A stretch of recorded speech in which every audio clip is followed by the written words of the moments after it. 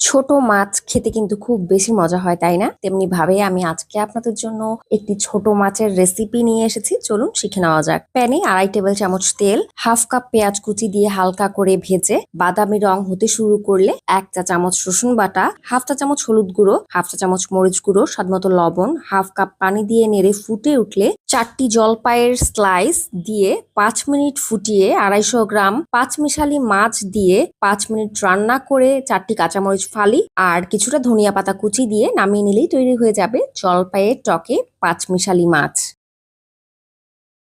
বুটের ডাল দিয়ে কিন্তু গরুর মাথা খাওয়ার মজাই আলাদা। আর আজকে আমি আপনাদের সাথে সেই রেসিপিটি শেয়ার করব, কিভাবে আপনারা সহজ উপায়ে বুটের ডাল দিয়ে গরুর মাথা রান্না করে ফেলতে পারবেন। প্যানে 1/3 কাপ তেল, 2টি তেজপাতা, 6টি গোলমরিচ, 3টি এলাচ, 5টি লবঙ্গ, 60 টুকরো দারচিনি, 1/4 কাপ পেঁয়াজ কুচি দিয়ে হালকা ভেজে 1.5 চা চামচ রসুন বাটা, 1.5 চা চামচ আদা বাটা, 1 চা চামচ হলুদ গুঁড়ো, 1 চা চামচ ধনে গুঁড়ো, 1 চা চামচ জিরা গুঁড়ো, 1 চা চামচ মরিচ গুঁড়ো, স্বাদমতো লবণ, হাফ কাপ পানি দিয়ে সবকিছু একসাথে নেড়ে ভালো করে কষিয়ে 1 কেজি গরুর মাথার মাংস দিয়ে ভালো করে নেড়ে কষিয়ে পরিমাণ মতো পানি দিয়ে সিদ্ধ করে 1 কাপ বুটের ডাল, 2 কাপ পানি, হাফ চা চামচ আদা লবণ দিয়ে সিদ্ধ করা বুটের ডাল দিয়ে আরো কিছুক্ষণ রান্না করে নিলেই তৈরি হয়ে যাবে আমার আজকের মজাদার সুস্বাদু বুটের ডাল দিয়ে গরুর মাথা।